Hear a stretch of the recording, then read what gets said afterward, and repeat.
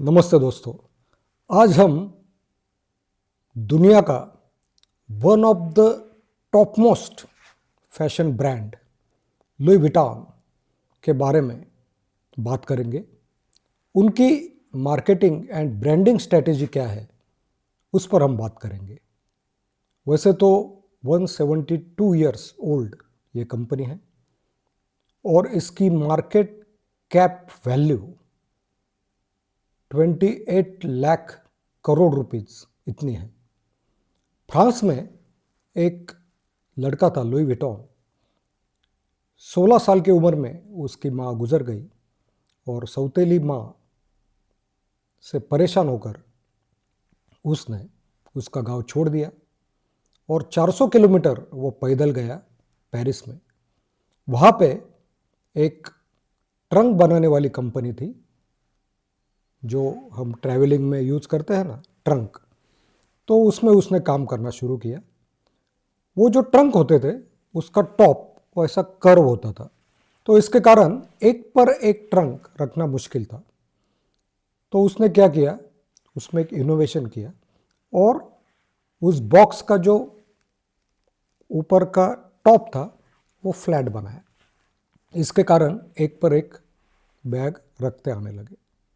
तो पहली बात थी इनोवेशन।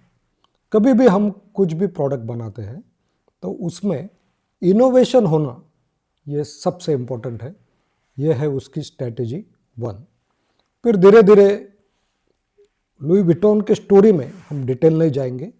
उनके बाद उनका लड़का आया, फिर उनका लड़का आया, ऐसे करते कंपनी बढ़ती गई। लेकिन उन्होंने स्ट्रैटेजी कौन सी यूज़ की है, इस बारे में हम बात करेंगे। तो सबसे पहले प्रोडक्ट में इनोवेशन होना चाहिए।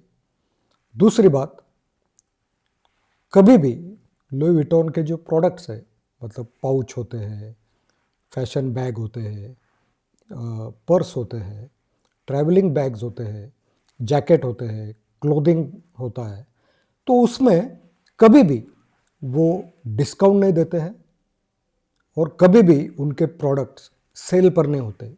मतलब दिवाली हंगामा या क्रिसमस हंगामा 50% ऑफ, ऐसा वो नहीं करते।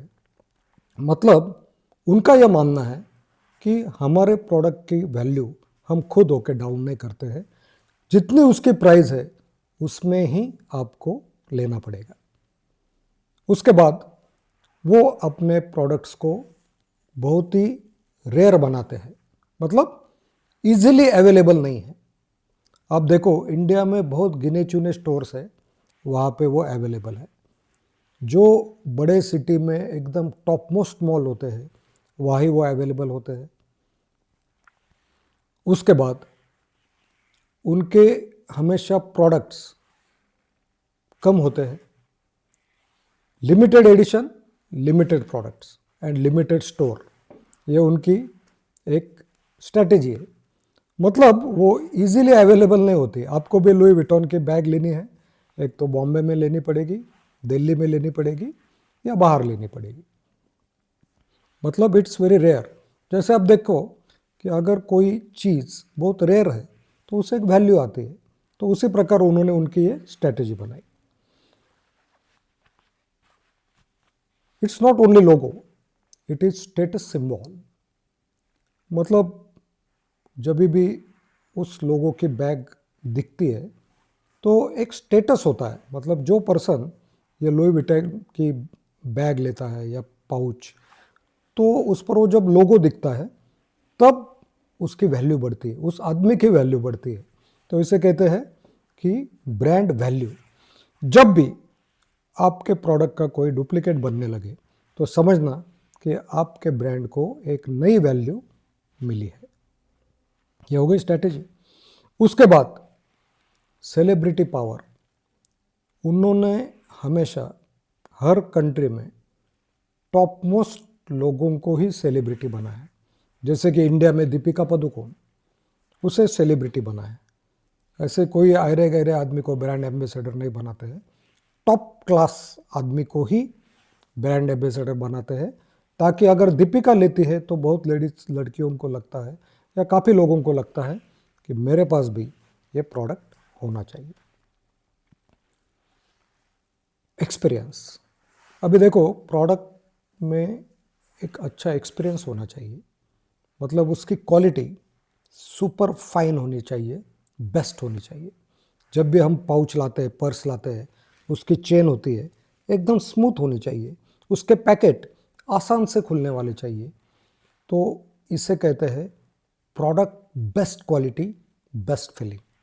उसके बाद जब हम उसके स्टोर में जाते हैं तो जैसे ही हम एंट्री करते हैं, एक सेल्स पर्सन हमारे साथ कंटिन्यू होता है, मतलब वो हमें एक वैल्यू फील करवाता है कि I am with you in service, मतलब आपको जो भी चाहिए मुझे बताओ, मैं आपको स्पेशल सर्विस दूंगी या दूंगा।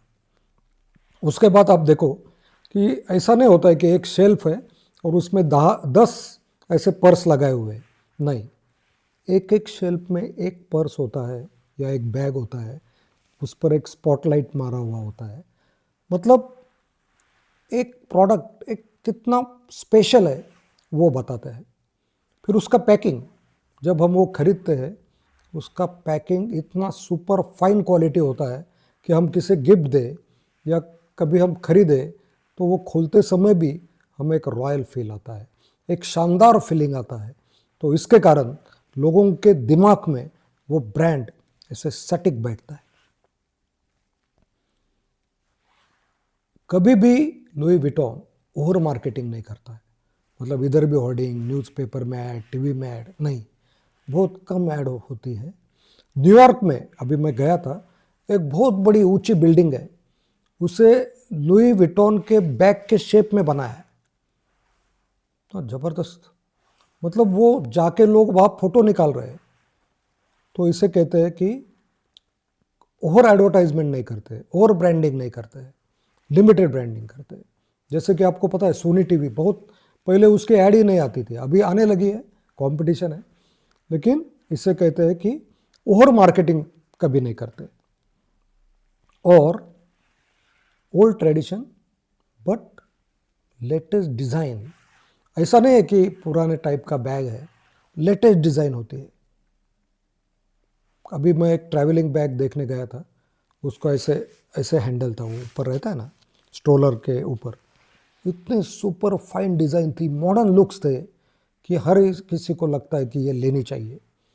मतलब कंपनी पुरानी है लेकिन product latest design, modern design ऐसे है। तो इस प्रकार की स्ट्रैटेजी उन्होंने अपनाई है और इसलिए आज Louis Vuitton company one of the top most company in fashion design है और उसकी वैल्यू है 28 लाख करोड़ रुपए। तो आप देखो कि आपके भी कुछ प्रोडक्ट्स होंगे, चलने वाले होंगे, लेकिन उसमें एक दो प्रोडक्ट ऐसे होने चाहिए कि वो प्रीमियम क्वालिटी होने चाहिए। अब देखो आप घड़ी लेने जाते हैं टाइटन की, तो उसमें 2-3 ब्रांड ऐसे प्रोडक्ट बनाते हैं कि उनकी वैल्यू 3 लाख 4 लाख ऐसे होती है। तो उसके कारण वो पूरी कंपनी एक उसकी वैल्यू बढ़ जाती है। तो ये सब स्ट्रैटेजी उन्होंने अपनाई है और इसके कारण वह कंपनी आज दुनिया की one of the top most fashion design company है। Thank you very much.